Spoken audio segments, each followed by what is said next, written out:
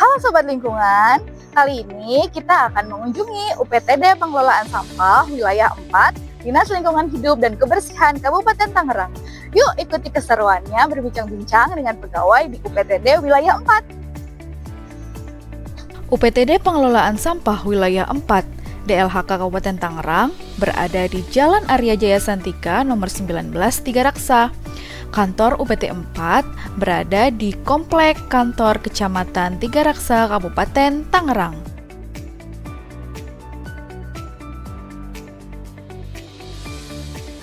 Halo Sobat Lingkungan, kali ini saya sedang berkunjung ke UPT Pengelolaan Sampah Wilayah 4 DLHK Kabupaten Tangerang. Dan kali ini kita akan berbincang-bincang dengan Bapak Eki, Bapak Yusuf, dan Bapak Fikron. Oke, yuk kita ikuti bincang-bincang kali ini tentang UPTD Wilayah 4. Yang pertama Bapak Punten, untuk di UPT 4 sendiri, ini tugas utamanya Pak dari UPT itu apa aja ya? Ya, kalau tugas utama kita tentunya kan kita sesuai dengan tusi yang tertuang di peraturan ataupun ketentuan yang ada gitu ya. Itu secara garis besar kita melakukan pengumpulan dan pengangkutan sampah dari sumber sampah, dari lokasi sumber ataupun dari TPS. Nanti selanjutnya dibawa ke TPA Detuwaringin. Secara umum tugasnya itu aja. Ya, di samping memang nanti ada bagian lain seperti kita ikut membantu memonitor kondisi lingkungan dan kebersihan. Gitu. Ya. Nah, di UPT 4 sendiri ada berapa jumlah pegawainya Pak? Kalau jumlah pegawai kita dengan yang di lapangan ya, dengan yang di lapangan itu kurang lebih 115 orang personil. Jadi itu ada operator ataupun pengemudi kendaraan angkutan sampah, ya, jenis truk ataupun motor gerobak. Terus kemudian ada petugas kebersihan yang kita sering sebut pesapon. Pesapon ya Pak ya. Kemudian nanti ada pengawas-pengawas ya. Juga pengawas. Kalau untuk di UPT Pengelolaan Sampah sendiri kan ada berbagai wilayah ya Pak ya. Nah, wilayah yang dicakup untuk UPT 4 sendiri di mana aja ya? Ya, kebetulan kita diberi tugas dan tanggung jawab untuk di wilayah kerja 4 kecamatan, yaitu Kecamatan Tiga Raksa, terus kemudian Kecamatan Jambe, Cisoka, dan Solear. Siap.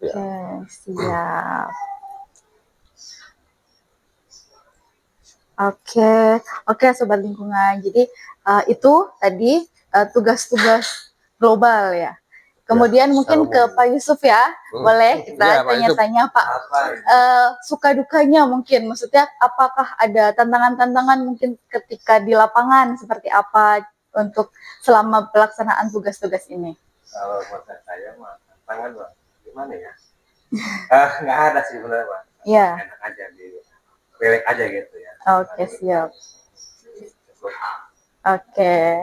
Pada Bapak Fikron, ada Pak tentang misalnya di wilayah-wilayah yang dicakup dari UPT ini, misalnya yang paling ada ininya paling besar nih atau pengumpulannya banyak nih, itu daerah mana ya Pak dari kecamatan-kecamatan itu?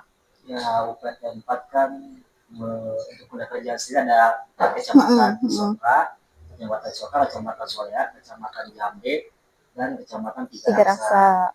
Nah, mungkin untuk titik terberatnya sendiri, ada di wilayah Tiga Raksa. Kita juga membawai di wilayah kerja kita itu ada namanya Puspem, Pusat Pemerintahan Kabupaten Tangerang. Nah, di situ biasanya kita harus lebih ekstra fokus lah di area Puspem itu, karena mungkin sering terjadi penumpukan sampah yang lumayan banyak, karena juga kan ada fasilitas kayak alun-alun, kayak jalan-jalan yang sering dijadikan untuk mungkin kalau liburan sering ada banyak aktivitas di situ. Kayak berlari pagi, jogging, sehingga kalau liburan itu setelah liburan itu volume sampahnya jadi makin banyak. Nah, itu kan area puspem itu kan harus steril gitu. Mungkin agak berat di situ lah tanggung jawabnya di wilayah puspem itu.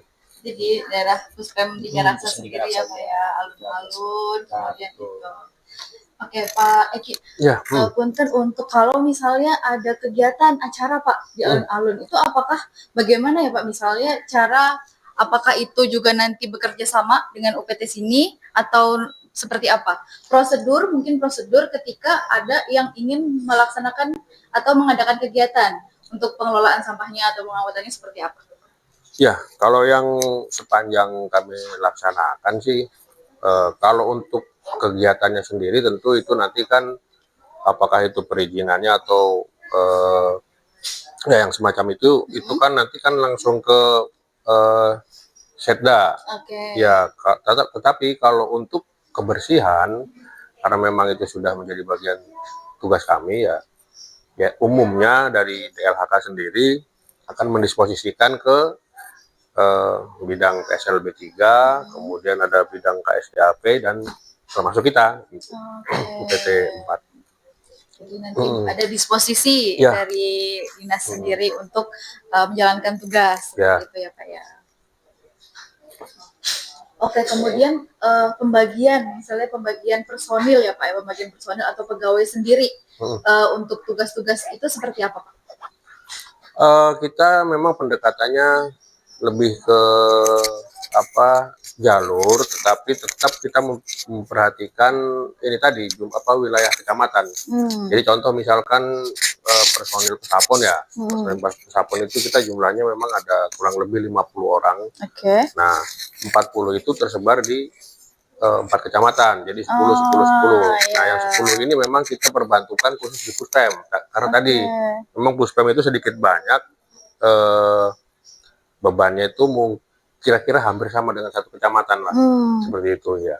Makanya untuk khusus di puspem ada sendiri gitu yang kita tugaskan di sana. Nah kalau kendaraan memang kita melihat juga dengan potensi ataupun timbulan sampah yang ada di jalur, karena memang kita tugas utamanya kan untuk melakukan pengangkutan dan pengumpulan sampah di jalur-jalur ataupun jalan protokol. Nah jadi kelihatan kalau secara ini mungkin kelihatannya tidak merata gitu, karena memang jalur atau jalan utama ini kebanyakan secara garis besar itu ada di wilayah Kecamatan Tiga Raksa memang. Ya, itu tadi seperti dibilang Pak Fikron kan memang karena ada puspem gitu kan. Ya kira-kira seperti itu. Oke. Jadi begitu ya Sobat Lingkungan, banyak kendala, banyak wilayah-wilayah yang memang jalan protokol yang jadinya untuk pengangkutan sampah sendiri juga memang banyak tantangannya. Oke, seperti itu. Kemudian kalau dari kendala yang ini ya Pak, mungkin apakah dari kendala yang paling signifikan gitu bisa dilihat itu apakah dari jumlah personil ataukah dari kendaraan atau seperti apa? Ya secara umum seperti itu, dan kalau menurut saya itu bukan hanya di UPT ini aja ya, hampir di setiap UPT kebersihan itu pasti ada persoalannya itu sarana ataupun prasarananya tidak sebanding dengan jumlah timbulan sampah yang ada. Nah yang kalau kemudian dibilang tantangannya apa, ya itu tadi di satu sisi kesadaran kita ataupun masyarakat untuk membuang sampah ataupun mengelola sampah itu masih rendah. Sementara itu tadi kita sarana prasarananya masih terbatas, jadi memang tidak imbang gitu. Mungkin itu sih tantangan utamanya gitu. Jadi memang kita masih butuh banyak sosialisasi ataupun ini ke masyarakat untuk bagaimana mengelola sampah itu. Kesadaran dari masyarakat sendiri. Oke, Sobat Lingkungan. Jadi benar-benar ternyata kesadaran mulai dari kita sendiri itu akan punya dampak ya Pak ya, akan berdampak besar untuk nantinya pengangkutan dan pengelolaan sampah itu sendiri. Kalau dari masyarakat misalnya sudah bisa memilah sampah ya Pak ya, Iya. misalnya sampah domestik sendiri, sama plastik sendiri, mungkin itu akan lebih mempermudah atau enggak ya Pak? Oh iya, Oh benar. iya, Akan sangat mempermudah. oke. Sebetulnya tidak harus jangankan itu gitu ya, Iya, itu sudah memilah sudah bagus. Ini untuk membuangnya tidak sembarangan saja. Itu oke. dulu gitu kan. Oh, Itu dulu bisa tercipta seperti itu juga sudah sangat membantu kami gitu. Apalagi kalau masyarakat itu sudah mulai bisa memilah gitu. Memang ada sih di beberapa masyarakat komunitas ataupun kampung gitu memang Iya. sudah mulai ke arah sana ada, tetapi memang belum banyak. Ya, contoh kan ada yang membentuk KSM untuk mengelola bank sampah, terus iya ada benar. yang TPS 3R itu. Iya, iya. Yang seperti itu sebetulnya yang sangat Membantu. kita kerja kami ya. Oke. Oke, sobat lingkungan. Jadi hal-hal yang bisa kita lakukan, yuk kita sama-sama, karena permasalahan sampah ini bukan hanya tanggung jawab satu pihak ya Pak Ya, ya, tanggung jawab banyak pihak yang bisa membuat sampah dan pengelolaan sampahnya menjadi semakin baik lah, dan sangat membantu bagi para petugas-petugas yang mengangkut dan mengelola sampah sendiri, seperti itu. Nah, sobat lingkungan, ini dia beberapa piagam penghargaan dan juga awards yang telah diterima oleh UPTD Pengelolaan Sampah Wilayah 4 Dinas Lingkungan Hidup dan Kebersihan Kabupaten Tangerang. Keren kan? Sobat lingkungan, sekian bincang-bincang kita kali ini. DLHK Bersih Hijau Lestari. Sampai jumpa. Terima kasih sudah menonton dan menyimak video ini. Bye.